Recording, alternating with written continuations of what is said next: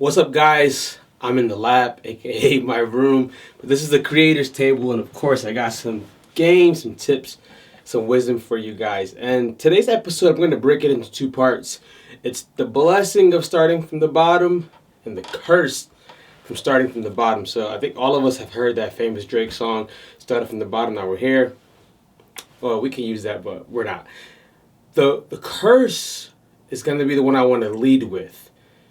The curse from starting from the bottom is usually you never know when it's time for you to leave that identity alone.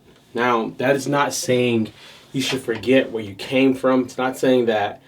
It's saying that I don't use that anymore as a badge of honor. Usually, when it's time for you to do bigger exploits and time for you to go into bigger spaces, bigger rooms, different types of people, whether that's gender or color or race, we use that.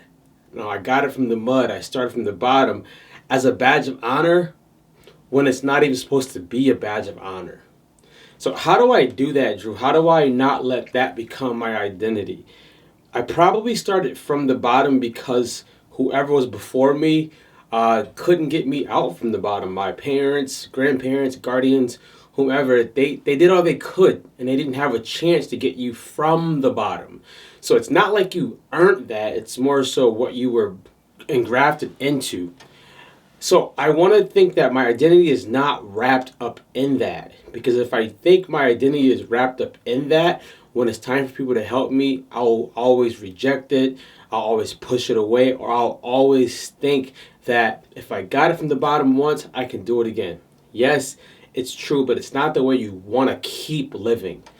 The second curse from getting it from the bottom or getting it from the mud, whatever term you want to use, is realizing that everyone will not have that same story. So how you communicate with somebody is vital.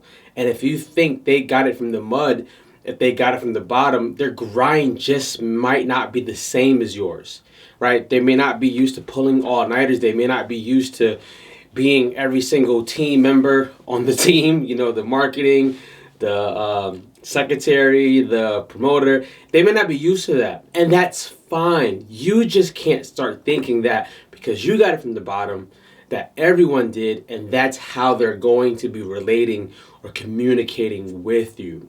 It's not fair to them, and it's not fair to you. As a business owner, if you think like that, you'll probably fire a lot of employees who do not have that same hustle or that same dog. The last thing I would say, the curse with getting it from the bottom, is a lot of times there's a lot of trauma that comes with that. There's a lot of built-in struggle that we don't realize is trauma. I use this story. We grew up poor, and we didn't know we were poor. I didn't know we were poor until one day I was at a beach with some friends. And in my house at that time, it was me and my three sisters and my mom.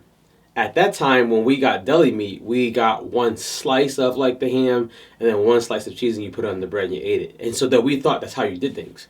So I was at a beach, and I saw my friend grab like 5 slices of ham and like 3 slices of cheese. And I was freaking out internally. And I was like, what are you doing, bro? Everyone has to eat.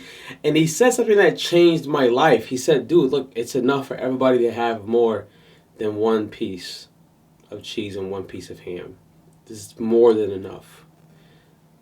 The trauma for me was thinking that it wasn't enough. And that can sometimes mess with you having an abundant mindset. The trauma had to have gotten confronted. I had to confront those type of things and realize that it was easily seeping into other areas of my life. So that's also a curse of getting it from the bottoms, taking it from the mud. Now, make sure you come back for part 2, where I explain the blessing of it, right? You wanted to have both sides so that you can come to a conclusion and think, what's the best way to do this? What's the best idea that I can take from both of these podcasts and then use it for my life? So with that, go be great.